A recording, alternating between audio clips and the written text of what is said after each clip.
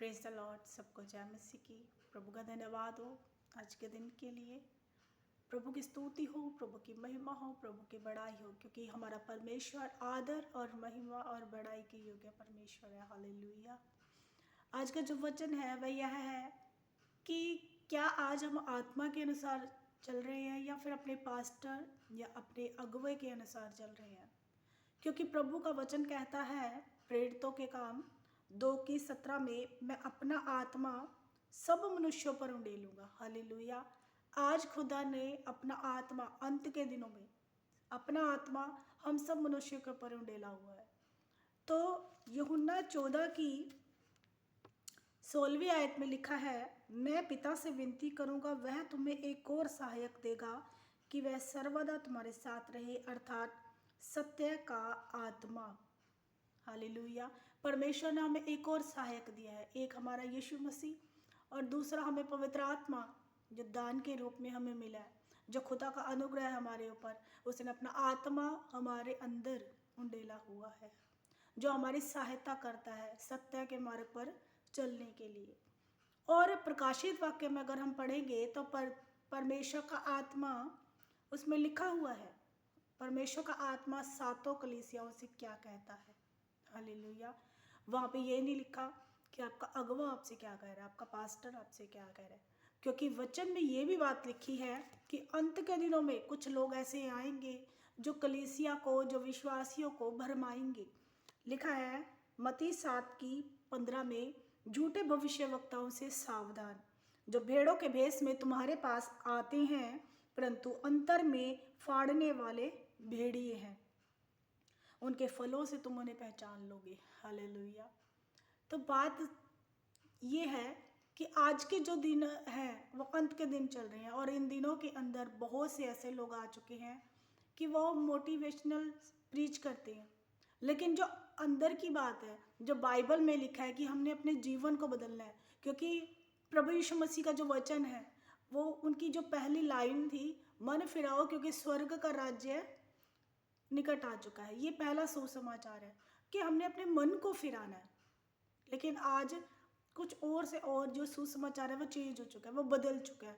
आज वो बातें बदल चुकी हैं। जो असली बात है कि हमने अपने जीवन को फिराना है, उसकी और किसी का ध्यान नहीं जाता। तो आज आत्मा, जब आप बाइबल को पढ़ोगे तो आत्मा आपको अगुवाई करेगा।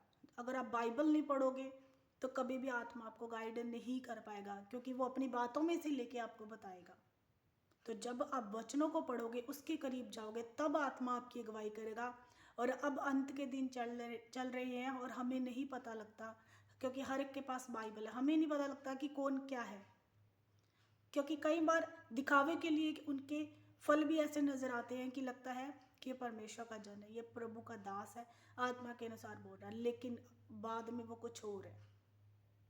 इसलिए आत्मा जो आपसे कहता है वो ही आप करो। पवित्र आत्मा आपको गाइड करेगा, क्योंकि मुझे भी आज तक पवित्र आत्मा ही गाइड करता आया। मैंने अपना जीवन परमेश्वर को सौंपा है, और जैसा आत्मा बोलता है, और वो वचन में से बात करता है मेरे साथ, क्योंकि जब हम कुछ करने लगते हैं तो आत्मा हमसे बात करता है, वचन हमें बताता है कि अपने क्या करना है और क्या नहीं करना। वो हमें हर बुराई से भी बचाएगा। अगर आप ऊंचा बोलने लगोगे तो आत्मा आपको रोकेगा। अगर आप किसी को गाली देने लगोगे, आप गलत मार्ग पे जाओगे, तो आत्मा आपको रोकेगा।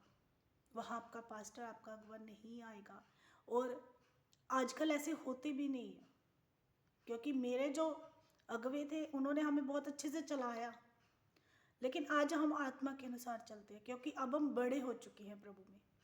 अब दूध पीने वाले नहीं, अन्न खाने वाले बन चुके हैं, यानी कि अब हम आत्मा के अनुसार चल रहे हैं। अब हम खुद खड़े हो चुके हैं। कब तक हम दूध पीते रहेंगे? इसीलिए अन्न खाने वाले बनो और आत्मा के अनुसार चलो। बाइबल में जो लिखा है वही करो। ढूंढो इसमें से कि कौन कौन से वचन हैं जिस पे हमने चलना है, जो हमारे जीवन को बदल सकते हैं। क्योंकि अंत के दिन है, प्रभु निकट है हमारे, बहुत जल्दी आने वाला है। अगर हमारा जीवन ना बदला हुआ तो फिर क्या करेंगे? क्या करेंगे इन सभाओं में जाके, ये सारी चीज़ें करके, आराधना करके, प्रीच करके, अगर हमारा जीवन ही नहीं बदला। हालेलुया। तो प्रभु आपको आशीष दे किसी के अनुसार ना चलो। मैं कहती हूँ अगर मैं भी बाइबल में से ना बताऊँ तो कभी मेरी भी मत सुनना, लेकिन आत्मा जो कहता है, जो परमेश्वर का आत्मा कहता है, वचन में से बोलेगा। हालेलुया। कभी किसी की बुराई करने नहीं देगा। वही सुनिए, वही करिए। प्रभु आपको आशीष दे। जय मसीह की।